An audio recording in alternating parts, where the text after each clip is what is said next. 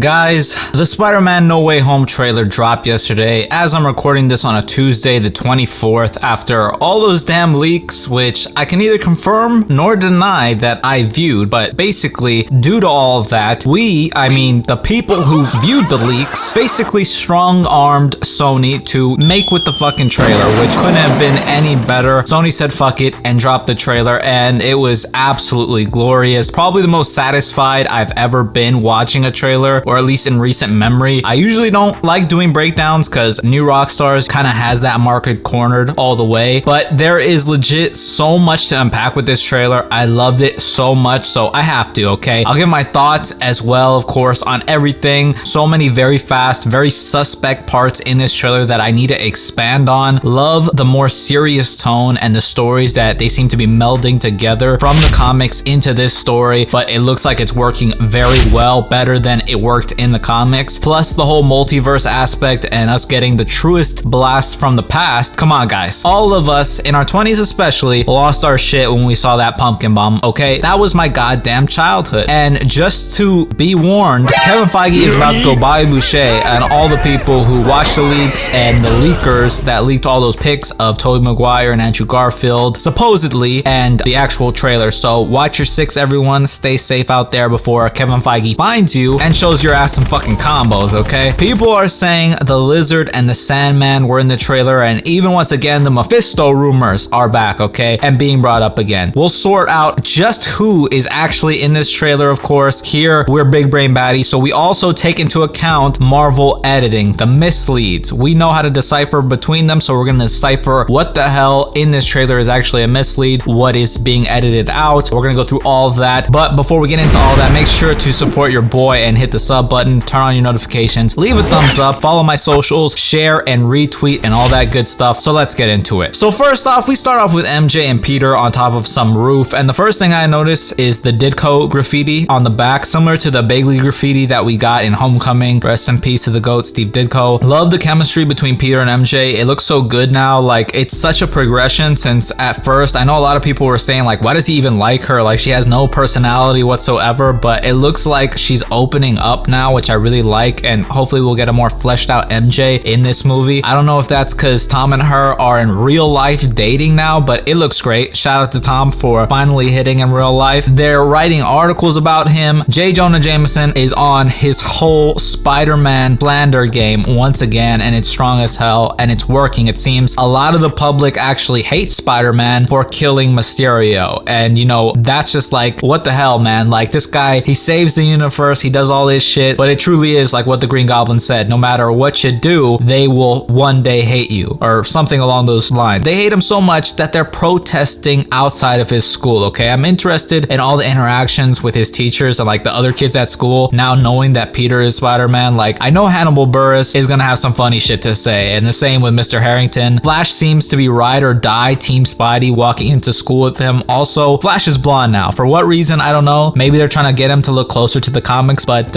it's gonna take a little bit more than that to do that. But yeah, the NYPD is also on his ass hardcore, stumping him at every turn for the death of Mysterio. This is where a lot of people think Matt Murdock is gonna come in, which I would absolutely love. A lot of people are saying that it could be him right there, the guy who slams the papers on the table. There has to be some type of court scene, I'd imagine. Daredevil is coming, guys. It's happening. They intentionally cut his head off, okay? I believe that might actually be Charlie Cox, okay? I think this is just the tip of the iceberg, they said. So shit is coming, and shit is gonna be just off the charts wild. And it seems like Peter is intent on sitting in this and just like going about his life until it really starts to affect the people around him, like May and Ned. And I wonder if maybe they're going to get charged as well for knowing and violating the Sokovia Accords in some way. And now he really feels the pressure. So he goes to Doctor Strange, just like in the comic arc, one moment in time, asks Strange to make everyone forget his identity. And in the comic, his identity was still known to the public since Civil War, and this was putting him and his loved ones in danger. Like, legit, Mary Jane's aunt was attacked, and then Mary Jane was attacked and barely saved in the nick of time by Spider-Man. So he went to Strange for help, and Strange conveyed with both Tony Stark and Reed Richards to make it happen. But it seems Doctor Strange can do it by himself now, but we all know he kind of messes up, or the spell is just not working the right way. Some of that due to Peter, right? Because he can't shut his mouth because he doesn't want Ned to forget about him, or he doesn't want to ruin the relationship that he has with MJ, and thus that causes the great instability with time and space that we're gonna see in the movie and probably down the road in Multiverse of Madness. Also, lots of people are picking up on Strange acting uncharacteristically reckless, and I do kind of agree. Like, he was hella careful in Endgame and in Infinity War. He seemed way too laid back, and especially to dismiss Wong's advice that hardcore, like, that was very sus. But this is still just a trailer, guys, so this could potentially just be misleading editing. Pretty sure Peter is gonna go more in depth with his reasonings, and maybe Strange actually rejects his favor at first, but I think this scene will be deeper than what we're actually being shown,